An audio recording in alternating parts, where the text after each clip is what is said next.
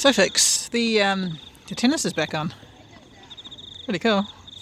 That means I can do more Bible verses, Bible passages.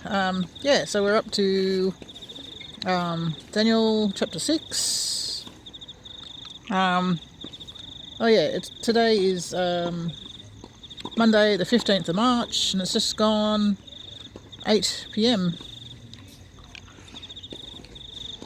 Yep. So the heading is Daniel in the Den of Lions. It pleased Darius to appoint 120 satraps to rule throughout the kingdom, with 3 administrators over them, one of whom was Daniel. The satraps were made accountable to them so that the king might not suffer loss. Now Daniel so distinguished himself among the administrators and the satraps by his exceptional qualities that the king planned to set him over the whole kingdom. At this, the administrators and the satraps tried to find grounds for charges against Daniel in his conduct of government affairs, but they were unable to do so. They could find no corruption in him, because he was trustworthy and neither corrupt or negligent. Finally, these men said, "We will never find any basis for charges against this man, Daniel, unless it has something to do with the law of his God." So these administrators and satraps went as a group to the king and said, "May King Darius live forever."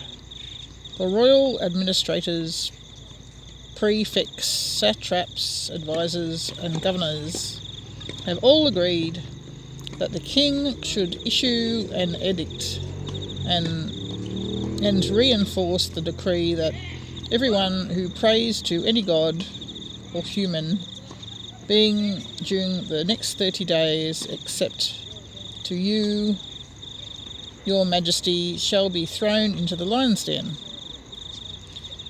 Now, your majesty, issue the decree and put in writing so that it cannot be altered, in accordance with the law of the Medes and Persians, which cannot be repealed. So King Darius put the decree in writing. Now, when Daniel learned that the decree had been published, he went home to his upstairs room where the windows opened towards Jerusalem. 3 times a day he got down on his knees and prayed, giving thanks to God, just as he had done before. Then these men went as a group and found Daniel praying and asking God for help. So they went to the king and spoke to him about his royal decree. "Did you not publish a decree that during the next 30 days, anyone who prays to any god or human being except you, your majesty, would be thrown into the lion's den?" The king answered, "The decree stands in accordance with the law of the Medes and the Persians, which cannot be repealed."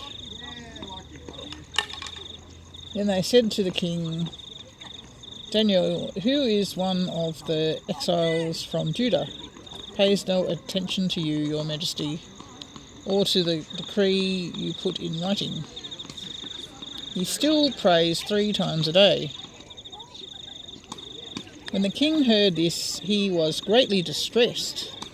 He was determined to rescue Daniel and made every effort until sundown to save him. Then the men went as a group to King Darius and said to him, "Remember, your majesty, that according to the law of the Medes and the Persians, no decree or edict that the king issues can be changed.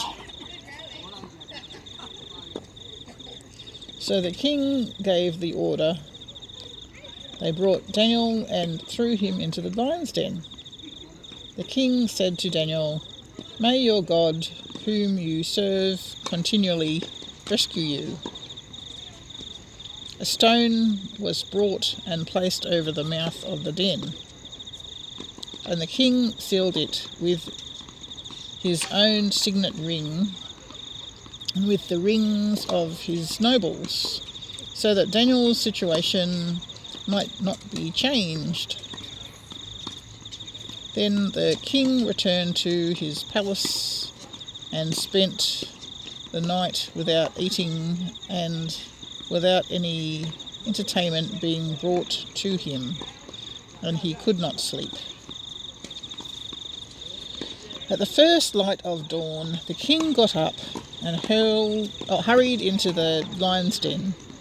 When he came near the den, he called to Daniel in an anguished voice, "Daniel, servant of the living God, has your God, whom you serve continually, been able to rescue you from the lions?" Daniel answered, "May the king live forever. My God sent his angel, and he shut the mouth of the lions. They have not hurt me, because I was found innocent in his sight. Nor have I ever done any wrong before you, your majesty." The king was overjoyed and gave orders to lift Daniel out of the den. And when Daniel was lifted from the den, no wound was found on him, because he had trusted in his God.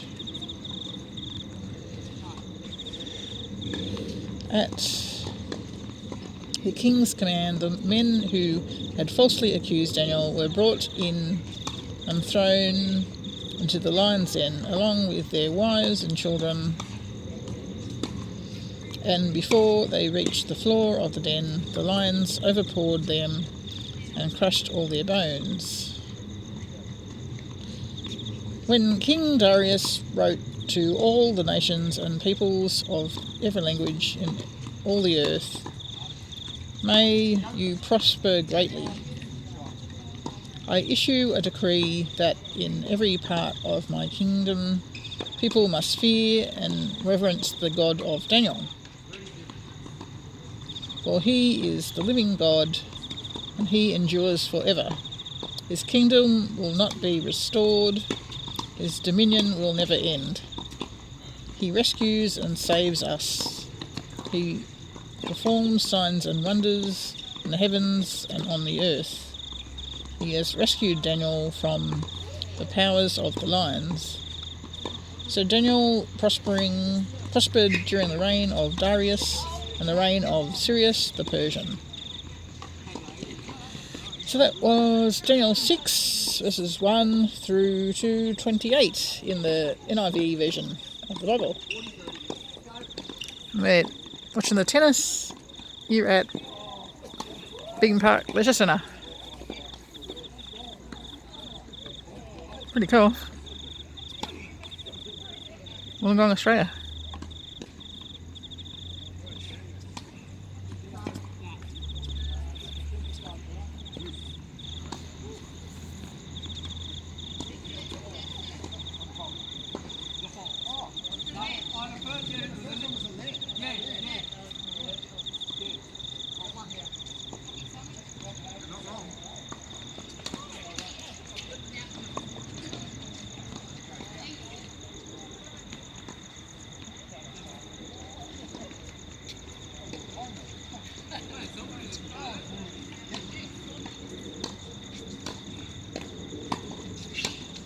Yeah, these lights are pretty bright.